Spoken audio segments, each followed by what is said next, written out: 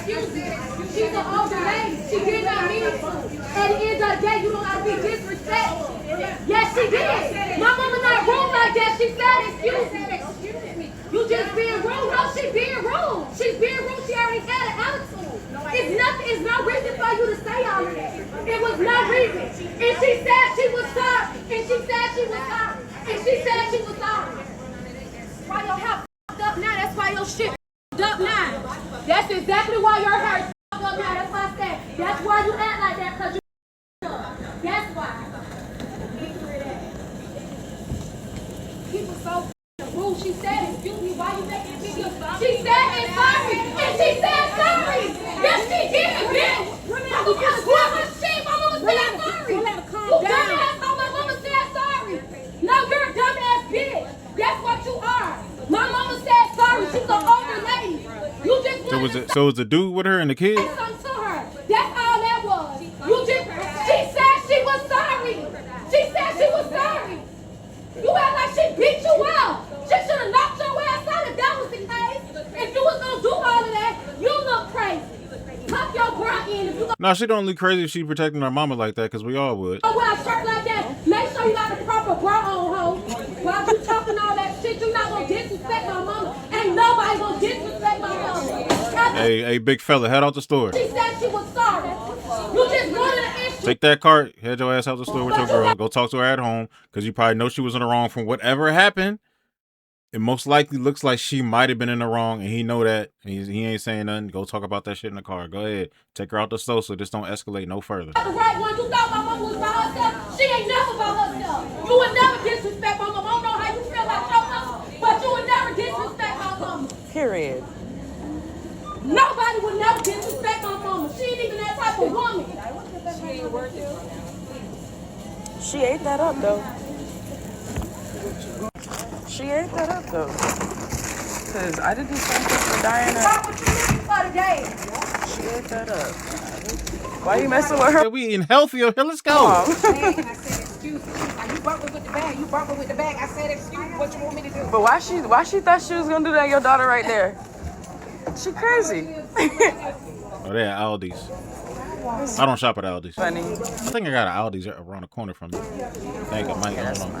There's a lemon. It don't matter. You don't do that. I don't like that. My mama she look like somebody that will harm you or harm anything around you. She said she was sorry. Girl, and she you was steady wrong. was antagonized. You didn't know that. You thought my mama was by herself. That's what you thought. She just big, tall, looking a mess, doing, it's just she looked like Link to the account down below for the original video. I don't like that. just chill. She looked like that. You look like this. Don't let her ruin your day. I'm so sorry. Don't let her ruin your day. I don't play about my mama. Don't let her ruin your day. Your ass fat, your titties is there. You look good, girl. She look a mess.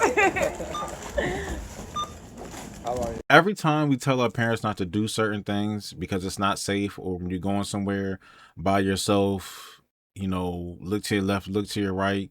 A lot of older people tend to, I don't want to say they're not aware of their surroundings, but they operate a little bit differently for the fact that they're older. And sometimes they still have the thing in their mind to where, oh, no, nobody's going to do anything to me. Who's going to do something to me? I'm an old person, whether it's your mom, your dad, your aunt, your uncle, or somewhere, and they're in their 70s, their early 80s, and they're still walking around. They travel by themselves, and you kind of want to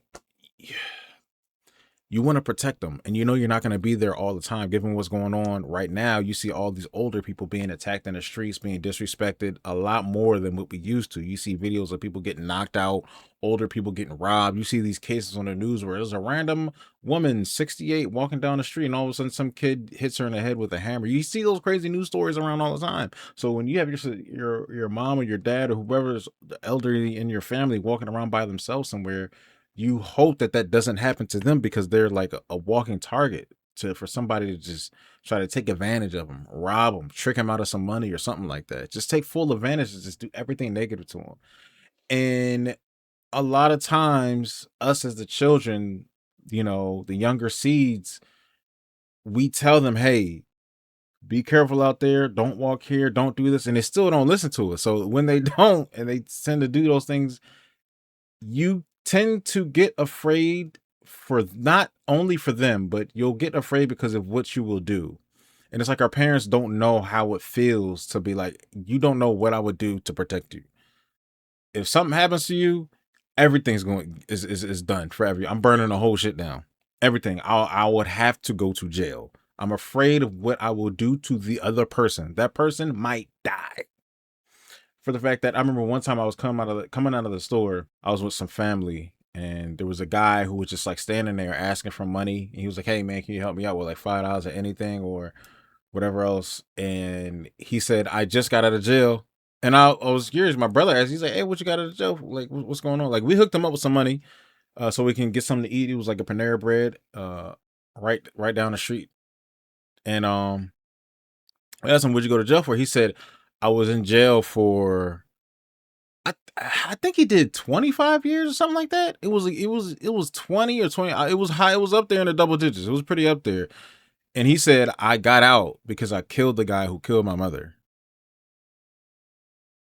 I mean, I understood him right then and there. I said, "Oh shit. Well, yeah, that could be a lot of us."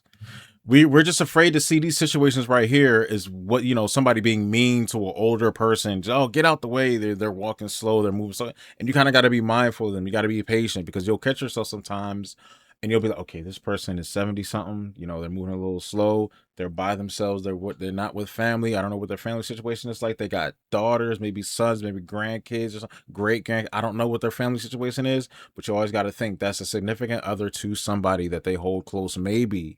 You know what I mean?